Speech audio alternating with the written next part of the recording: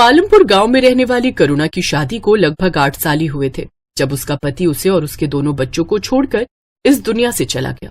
घर की जिम्मेदारी अब करुणा पर आ गई। उसकी एक 8 साल की बेटी राधा और 6 साल का बेटा सुधीर था। बिन बाप के बच्चों को उसने बड़े लाड प्यार से पाला था। वो बड़ी दयालु थी। उससे जितना बन पाता उससे वो गरीबों को कुछ न कुछ दान पुण्य करती रहती थी। वो लोगों के घरों में काम करके अपने दोनों बच्चों का पालन पोषण करती है। जब भी छुट्टी वाला दिन होता तो करुणा अपने हाथों से मोमोज बनाकर अपने दोनों बच्चों को खिलाती। एक रोज, वाह माँ, ये मोमोज तो बड़े ही अच्छे हैं। सचमुच माँ, तुम्हारे हाथों में तो जादू है, जादू। मजा आ गया। माँ थोड़े और दो ना। हाँ हाँ, ये लो। मोमोज की खुशबू सूंघकर अब आस पड़ोस के और भी बच्चे वहाँ आ जाते हैं। काकी हमें भी दो ना मोमोज। हाँ काकी, हमें भी खाने हैं। अच्छा तो तुम दोनों यहाँ बैठ जाओ, मैं अभी तुम दोनों को मोमोज देती हूँ। करुणा ने उन दोनों बच्चों को भी मोमोज दिए। वो बच्चे भी स्वादिष्ट मोमोज खाकर बहुत खुश हुए। फिर राधा बोली, माँ आप तो अपनी मोमोज की दुकान ही खोल लो, देखना खूब बिक्री होगी, और थोड़ी दाम कम रखना तो देखना खूब सारे लोग आएंगे खाने। बच्चों की वही बात करुणा को जंच गई और उसने हवेली का काम छोड़कर एक ठेला खरीद लिया और उसमें मोमोज बनाकर बेचने लगी। उसने सिर्फ 20 रुपए के हिसाब से मोमोज बेचना शुरू कर दिया, जिससे उसे अच्छी खासी बिक्री होने लगी। अब उसने दोनों बच्चों को अच्छे स्कूल में पढ़ने डाल दिया। अब करुणा की मोमोज से अच्छी कमाई होने लगी। ऐसे ही वक्त गुजरा। करुणा बूढ़ी हो गई। राधा ने कॉलेज की पढ़ाई पूरी कर ली। अब वो शहर में एक अच्छी नौकरी पर लग गई। करुणा को लगा कि अब उसके अच्छे दिन शुरू होंगे, लेकिन राधा को अपने ही ऑफिस में काम करने वाले लड़के मिहिर से प्यार हो गया और 2 महीने के अंदर ही सबकी रजामंदी से उनकी शादी हो गई। शादी के बाद वो दोनों विदेश में नौकरी करने चले गए और वहीं जाकर बस गए। कुछ समय बाद सुधीर ने भी कॉलेज की पढ़ाई खत्म कर ली। जल्दी लौटना बेटा, ये बूढ़ी अब यहाँ अकेली रह गई। क्या माँ, पहले जाने तो दो, पहले ही टोक दिया। अब सुधीर भी शहर चला गया और करुणा गांव में ही रहकर मोमोज बेचने लगी। लेकिन वक्त के साथ और भी दुकानें खुल गई जिसमें नए नए तरह से मोमोज बनाकर बेचने लगे, जिस कारण अब उसकी दुकान इतनी नहीं चलती। उधर शहर में सुधीर की अच्छी नौकरी लग गई और वो वहीं के ऐशो आराम में खो गया और अपनी माँ को भूल गया। कुछ समय बाद उसने वहीं एक लड़की से शादी भी कर ली और उसके साथ वो वहीं बस गया। करुणा के दोनों बच्चे उससे दूर अपनी अलग दुनिया बसा कर बस गए। बूढ़ी करुणा का काम अब ठीक से नहीं चल रहा था। एक रोज करुणा बहुत धार्मिक स्वभाव की थी। वो हर रोज गणेश जी के मंदिर में जल चढ़ाने जाती थी और प्रार्थना किया करती थी, हे भगवान, इस अभागन पर दया दृष्टि डालो। जीवन बहुत कठिन हो गया है। लोगों से उधार लेकर मैंने अपने बेटे को पढ़ाया और अब वो मुझसे मिलने भी नहीं आता। मेरे पति के गुजर जाने के बाद उनकी दुकान चलाना मुश्किल हो गया है। कोई काम करने वाला नहीं है और अब इस बूढ़ी से इतना काम भी नहीं हो पाता। हे प्रभु दया करो। ये बोलकर करुणा वहां से चली जाती है। करुणा निराश मन के साथ दुकान पर बैठी होती है। तभी करुणा के पास 2 जुड़वा बच्चे आते हैं। दोनों की उम्र 16 साल थी। वो आकर करुणा से कहते हैं, मैया, हम दोनों भाइयों के पास कोई घर नहीं है, क्या आप हमको अपने साथ रखेंगी? हम इसके बदले आपका सारा काम करेंगे। बेटा, मैं खुद परेशान हूँ, मैं तुम्हें अपने साथ कैसे रख सकती हूँ? मैया, हम आपका सारा काम करेंगे, बस आप हमें अपने साथ रख लीजिए। ठीक है। करुणा को उन दोनों जुड़वा बच्चों पर दया आ जाती है और वो दोनों को अपने साथ रख लेती है। भगवान ने इस बार करुणा की पुकार सुन ली। वो दोनों भगवान के भेजे हुए दूत थे, जिनको भगवान ने करुणा की मदद के लिए करुणा के पास भेजा था। करुणा मोमोज का सामान बना रही होती है। माँ जी, ये काम आप हमें दे दीजिए, मोमोज हम बना लेंगे, आप जाकर आराम कीजिए। करुणा रसोई घर से बाहर आ जाती है। वो दोनों बच्चे उसके बाद गेट लगा देते हैं। थोड़ी देर बाद गेट खुलता है। करुणा देखती है कि सारे मोमोज बहुत अच्छे से तैयार हो गए हैं। करुणा ये देखकर बहुत खुश होती है। अरे वाह, तुम दोनों ने तो बहुत अच्छा काम किया है। फिर करुणा उन दोनों बच्चों के साथ अपनी मोमोज की दुकान खोलती है और मोमोज बेचने लगती है। आइए आइए, स्वादिष्ट और मजेदार मोमोज खाइए और अपने घर भी ले जाइए। आइए आइए। आज करुणा के मोमोज में से ऐसी खुशबू आ रही थी जैसी कभी नहीं आई। पूरे बाजार के लोग मोमोज की खुशबू से आकर्षित होकर करुणा की दुकान पर आने लगे और देखते ही देखते करुणा की दुकान पर भीड़ लग जाती है। अरे एक प्लेट मोमोज देना, मुझे भी दे दो एक प्लेट। अरे वाह वाह वाह, इतने स्वादिष्ट मोमोज तो मैंने आज तक कभी नहीं खाए। आहा, वाह वाह वाह वाह वाह। करुणा लोगों की ये सारी बातें सुनकर काफी खुश होती है। देखते ही देखते उसके सारे मोमोज बिक जाते हैं।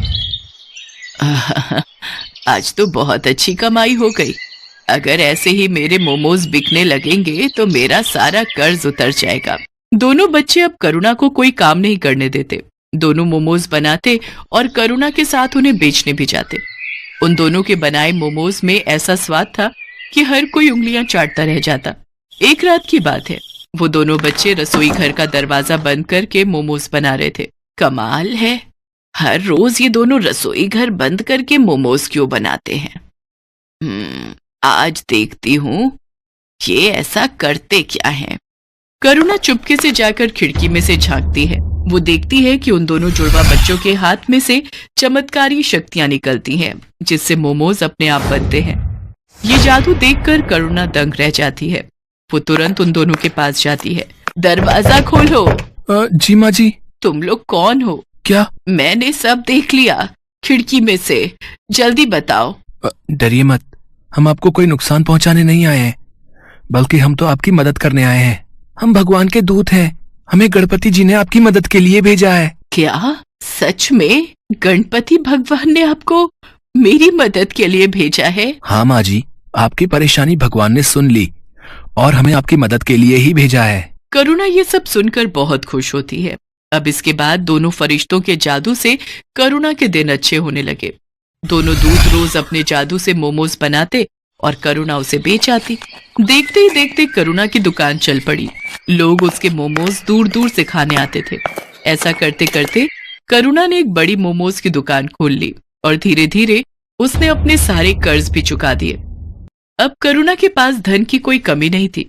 ये बात करुणा के बेटे सुधीर तक भी पहुंच जाती है। इधर सुधीर की नौकरी भी जा चुकी थी, इसलिए एक दिन करुणा का बेटा सुधीर अपनी बीवी के साथ वापस आ जाता है। माँ प्रणाम, देखो मैं आ गया। अरे सुधीर बेटा, तू आ गया। तुझे देखने के लिए तो ये आंखें तरस गई थी। हाँ माँ, मुझे आपकी बहुत याद आ रही थी। मुझे आप माफ कर दो, मैं पागल हो गया था जो आपसे मिलने नहीं आ रहा था। मेरी मति मारी गई थी, लेकिन अब मैं आ गया हूँ। अब आपको कोई परेशानी नहीं होगी। माँ ये देख, ये तेरी बहू है मीरा। नमस्ते मम्मी जी, हमें माफ कर दीजिए। बेटा, मैंने तुमको माफ तो तभी कर दिया जब तुम मेरी आंखों के आगे आए। आज भगवान ने मुझे सारी खुशियां दे दी। अब मुझे कुछ नहीं चाहिए। चलो अब तुम घर में। क्या हुआ? तिजोरी की चाबी मिली? हाँ ये रही। अब फटाफट इस बुढ़िया के सारे पैसे निकालो और चलो निकलते हैं यहाँ से। हाँ चलो। मीरा और सुधीर चुपके से जाकर तिजोरी खोलते हैं और वो तिजोरी में से सारा पैसा निकालकर अपने बैग में भर लेते हैं और वहां से भाग जाते हैं। भागते भागते वो गांव से बाहर निकल जाते हैं। तब वो थक कर एक जगह आराम करने के लिए बैठते हैं। इतना सारा पैसा मैंने पहली बार देखा है। अब जरा बैग खोलकर दिखाओ तो, इसे जी भर कर देख तो लूं मैं।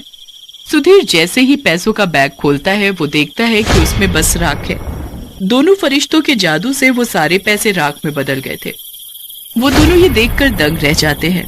वो दोनों राख को टटोल टटोल कर देखते हैं, पर पैसों का नामो निशान नहीं होता। अरे पैसे कहाँ गए? यहीं तो रखे थे। हाँ, पैसे कहाँ गए समझ नहीं आ रहा है। तभी वहाँ पर दोनों जुड़वा बच्चे आ जाते हैं और वो दोनों सुधीर और मीरा पर जोर जोर से हंसने लगते हैं। अरे मूर्खो, कुछ नहीं मिलेगा उसमें। तुम्हारे मन में जब कालिक भरी है तो उसमें भी कालिक ही होगी ना। कैसी संतान है तू, अपनी माँ को लूटना चाहता है। तेरी माँ ने तेरे लिए इतना सब किया। ये जो मिला है ना तेरे को, ये तेरे कर्मों का फल है। और बिना माँ के तेरा जीवन भी इस राख के जैसा है, किसी भी कीमत का नहीं। अभी भी समय है, सुधर जा और जाकर अपनी माँ से माफी मांग ले। आप दोनों ने हमारी आंखें खोल दी। हम लोभ में अंधे हो गए थे। हम अब से ऐसी गलती नहीं करेंगे, हमें माफ कर दो। फिर मीरा और सुधीर अपनी माँ के पास वापस चले जाते हैं और उसे सब सच बताकर माफी मांग लेते हैं। करुणा भी उनको माफ कर देती है। मैं तुम्हारा शुक्रिया कैसे करूं समझ नहीं आ रहा है। तुमने मेरी इतनी मदद की, इसके लिए धन्यवाद। अब मुझे सब कुछ मिल गया है, मेरा बेटा, मेरी बहू, सब। इसकी कोई जरूरत नहीं है माता, हमने कुछ नहीं किया। ये सब कुछ भगवान ने कराया है। अब आपका जीवन अच्छा हो गया है, तो अब हमारा भी यहाँ से जाने का समय आ गया है। अब आप हमें जाने की अनुमति दें। ये बोलकर दोनों वहां से चले जाते हैं।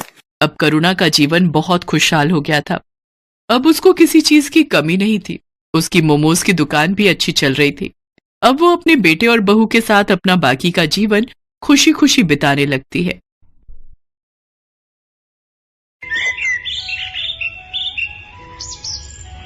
लक्ष्मी नाम की बूढ़ी औरत, जिसके चेहरे पर 70 की उम्र में झुर्रियां साफ दिखाई दे रही थीं, पर उत्साह ऐसा मानो 20 बरस की कोई युवा महिला। लक्ष्मी को पूरा राजपुर गांव लक्ष्मी बुआ के नाम से जानता था। लक्ष्मी ने अपना पूरा जीवन इसी गांव में बिताया और आज भी इस उम्र में वो मेहनत करके अपने अकेले की शरीर रूपी गाड़ी जीवन की पटरी पर चला रही है। लक्ष्मी के पास एक छोटा सा खेत का टुकड़ा है जिस पर वो बढ़िया दानेदार भुट्टे उगाती है और फिर उन भुट्टों को भूनकर गांव में बेचती है। लक्ष्मी के भुट्टे पूरे राजपुर गांव में प्रसिद्ध हैं। जब लक्ष्मी अपने स्वादिष्ट भुट्टे लेकर गांव में निकलती है तो उसके भुने हुए भुट्टों की सुगंध से सभी गांव वाले आकर्षित हो जाते हैं और भुट्टे खाने के लिए लक्ष्मी के पास आ जाते हैं। अरे लक्ष्मी बुआ आ गई। मुझे पता था कि तुम आने वाली हो, इसीलिए मैं पहले ही गांव की सड़क पर खड़ा हो गया। तुम्हारे भुट्टों की खुशबू यहाँ तक आ रही थी ताई। जल्दी से एक गरम गरम भुट्टा सेक दो। हाँ हाँ, अभी देती हूँ। एक साथ 4-5 भून दूंगी और लोगों को भी आने दो। ठंडे भुट्टों में स्वाद नहीं आएगा, गरम गरम खाओगे तो अलग ही आनंद आता है। अरे लगता है मैं नींबू लाना भूल गई। ओहो, अब क्या करूं? तभी एक छोटा सा बच्चा जिसका नाम राजू था वो दौड़ता हुआ आता है। उसके हाथ में एक थैली थी। लक्ष्मी बुआ, ये लो नींबू। मुझे पता था आप घर पर भूल आए होंगे, मैं ले आया। अरे मेरा बच्चा, ओले मेरा लाल, तू मेरा कितना ख्याल रखता है। ये ले, एक बढ़िया गरम गरम भुट्टा तू भी खा ले। ले खा ले। लक्ष्मी इस दुनिया में बिल्कुल अकेली थी। राजू नाम का वो बच्चा लक्ष्मी के पड़ोस में ही रहता था। वो लक्ष्मी से बिल्कुल दादी की तरह प्यार करता था। लक्ष्मी भी राजू को बहुत प्यार करती थी। एक दिन लक्ष्मी को पता चला कि राजू का परिवार शहर में शिफ्ट हो रहा है, तो उसे राजू के बिछड़ने का बहुत दुख हुआ। लक्ष्मी बुआ, तुम भी मेरे साथ शहर चलो ना। मैं चला गया तो तुम्हें नींबू कौन ला कर देगा? तुम तो रोजाना ही घर पे भूल आती हो। राजू मेरे बच्चे, मैं तुझे बहुत याद करूंगी। मैं तेरे साथ नहीं जा सकती बेटा, पर तू मुझे बहुत याद आएगा। तू मुझे मिलने आना, आएगा ना? हाँ लक्ष्मी बुआ, मैं तुम्हें मिलने जरूर आऊंगा। और फिर राजू अपने परिवार के साथ शहर चला गया। राजू के जाने के बाद लक्ष्मी को उसकी बहुत याद आती थी। जब वो भुट्टे का टोकरा लेकर घर से निकलती तो उसकी नजर नींबू की थैली पर जाती तो उसकी आंखों में आंसू आ जाते। वो नींबुओं की थैली अपनी टोकरी में रखती और राजू को खूब याद करती। लक्ष्मी बुआ, 2 भुट्टे दे दो। अरे आज तो तुम नींबू लेकर आई हो। अच्छा, वो राजू जो चला गया, वैसे वो कौन सा सगा पोता था तुम्हारा? एक ना एक दिन तो उसे जाना ही था। भले ही वो मेरा सगा पोता नहीं था, पर मुझे बहुत प्यारा था। उसके होने के एहसास से मुझे पोते की कमी महसूस नहीं होती थी। और एक बात ध्यान रखना, कुछ रिश्ते खून के नहीं होते, कुछ रिश्ते दिल से जुड़े होते हैं। हो सकता है राजू भी मुझे उतना ही याद करता हो जितना मैं उसे याद करती हूँ। लक्ष्मी की आंखों में एक बार फिर आंसू आ गए। ऐसे ही दिन महीने बीते और देखते ही देखते 15 साल बीत गए। लक्ष्मी रोजाना की तरह अपने भुट्टे बेचने गांव में निकली तो आज थोड़ा जल्दी में वो नींबू लाना भूल गई।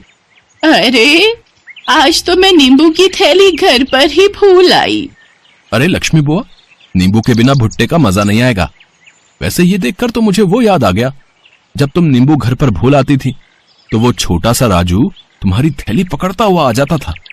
हाँ मोहन, तू ठीक कह रहा है, पर राजू तो शहर में है। अब तो वो बहुत बड़ा हो गया होगा। आज तुम्हारी बातें सुनकर मुझे भी उसकी बहुत याद आ रही है। जैसे ही लक्ष्मी अपनी बूढ़ी आंखों से आंसू पोंछने लगती है, उसके सामने नींबू की थैली लिए एक बहुत ही सुंदर लंबा चौड़ा कद का लड़का खड़ा होता है। लक्ष्मी बुआ, आज तुम फिर अपनी थैली घर पर भूल आई ना? अगर मैं न लाता तो? कौन? राजू? लक्ष्मी बुआ, तुमने मुझे पहचान लिया। हाँ, मैं वही तुम्हारा बचपन का छोटा सा राजू। देखो अब मैं कितना बड़ा हो गया हूँ। राजू, मेरे बच्चे, मेरे लाल, तू कितना हो गया? तू कब आया? सुबह ही तो आया और आते ही तुमसे मिलने घर गया, पर पता चला कि तुम तो भुट्टे बेचने निकल गई हो, इसलिए तुम्हारी थैली घर पर देखी तो वो मैं ले आया। लक्ष्मी बुआ, तुम कैसी हो? देख देख कैसी लग रही हूँ। वैसी ही जैसे पहले थी, मेरी प्यारी लक्ष्मी बुआ। और फिर राजू लक्ष्मी के गले से लग जाता है। राजू लक्ष्मी को अपने साथ शहर चलने के लिए मना ही लेता है। लक्ष्मी बुआ, अब मना मत करना, अब तो तुम्हारा राजू अपने पैरों पर खड़ा हो गया है, अच्छी नौकरी करने लगा है, इसलिए वो अपनी लक्ष्मी बुआ को अपने पास रख सकता है। प्लीज मेरे साथ चलो ना, तुमने बहुत गरीबी में दिन काट लिए, बहुत मेहनत कर ली, अकेले जिंदगी को बहुत जी लिया, अब अपने पोते के साथ जिंदगी जीने का वक्त है। लक्ष्मी बुआ, मुझे दादी का प्यार चाहिए, जिसके लिए मैं इतने साल तरसा हूं। तुम तो जानती हो, मेरे अपने दादा दादी तो बचपन में ही गुजर गए, मैंने तुम्हारे रूप में ही दादी को देखा है। लक्ष्मी बुआ, मेरे साथ चलो ना, अपने राजू को अपने लिए कुछ करने का मौका दो। राजू लक्ष्मी को अपने साथ लेकर शहर आ जाता है। जिंदगी के आखिरी पलों में लक्ष्मी ने वो देख लिया जिसकी उसने बरसों से कामना की थी। उसे पोते और बहू का सुख मिला। राजू के माता पिता लक्ष्मी की बहुत इज्जत करते हैं। सच, बहुत कम ऐसे लोग दुनिया में होते हैं जो इस तरह के रिश्तों को निभाते हैं, और ये रिश्ते ही तो सबसे अनमोल बन जाते हैं।